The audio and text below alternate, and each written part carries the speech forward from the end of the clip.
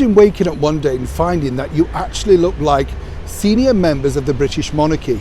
And then what follows is untold wealth, a glamorous lifestyle, and of course travelling all around the world. But then things take a turn for the worst. What can they be? Hi, good morning, Neil. Sean here in the heart of London. Thank you so much for joining me today. Lovely to have your company. And I truly mean this, I'm humbled by the fact that you seemingly enjoy this show so much. I love making it for you. Do forgive, of course, all the wind and the torrential bad weather that we have. But it's good to get out. I often say to people, they say, why don't you just do it from the studio?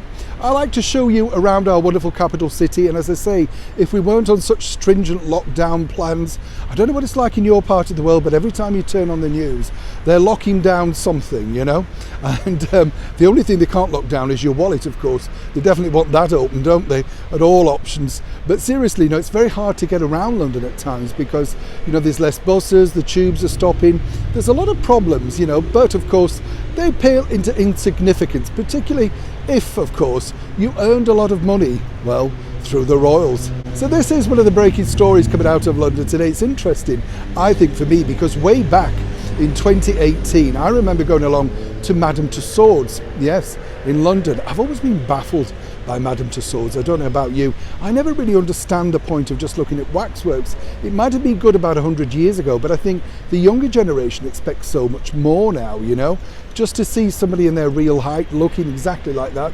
I mean, obviously, I'm a minority. It's a very successful brand, but I do slightly find it baffling. Again, is it just me? Let me know in the comments below. But of course, if you did look like the royals, and as I say, they unveiled the waxworks of Harry and Meghan just prior to that wonderful royal wedding all of those years ago now. Now, of course, Harry and Meghan are, relegated to the celebrity corner in Madame Tussauds here in London. Yes. Can you imagine being in the royal area and then just chucked into the celebrity area? I don't think Madame Tussauds could be that thrilled either. They spent quite a lot of money making those waxworks. But it gets worse if you are Harry and Meghan. See, it's not just Harry and Meghan as a waxwork that are being chucked into the corner, but seemingly now also it appears that if you are a lookalike, you're seeking a downturn in work. Now, there are a lot of lookalike agencies. Some may say that they're doing incredibly well.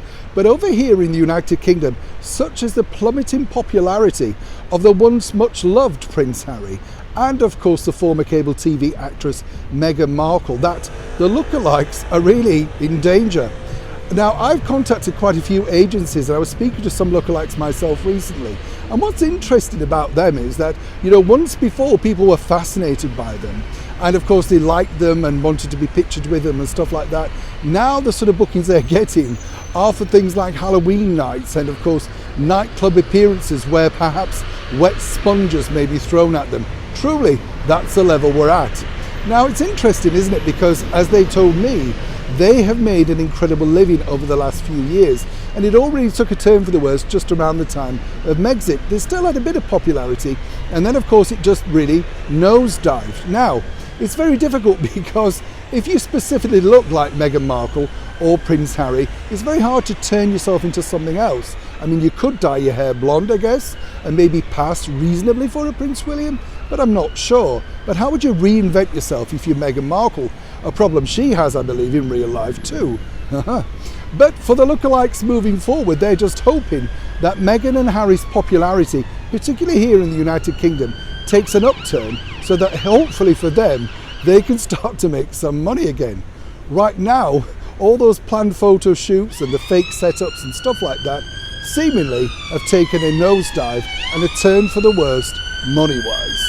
Seemingly though, it appears that the Harry and Meghan lookalikes, particularly here in the United Kingdom, are really hoping that 2022 could have something of a turnaround for the ex-royal couple because, quite frankly, their earnings have nosedived, and it doesn't really help the situation for the lookalikes because whenever they do something, it's at the drop of a hat.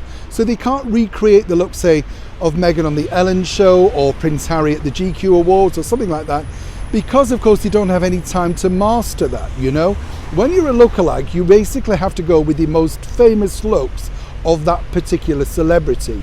Let me explain. If it's Lady Gaga, it's a telephone head, that type of thing. But of course, Harry and Meghan have one real look that everybody remembers. It's the navy suit and of course the infamous white coat that Meghan wore while by the sunken garden in Kensington Palace announcing their engagement. Now that was a happy memory, and seemingly for the lookalikes it's not a memory that a lot of people over here in the United Kingdom want to remember with affection. Let's hope 2022 makes something of a return, at least for the lookalikes, if not of course for the one time much loved ex-royal couple. Neil Sean in the heart of London.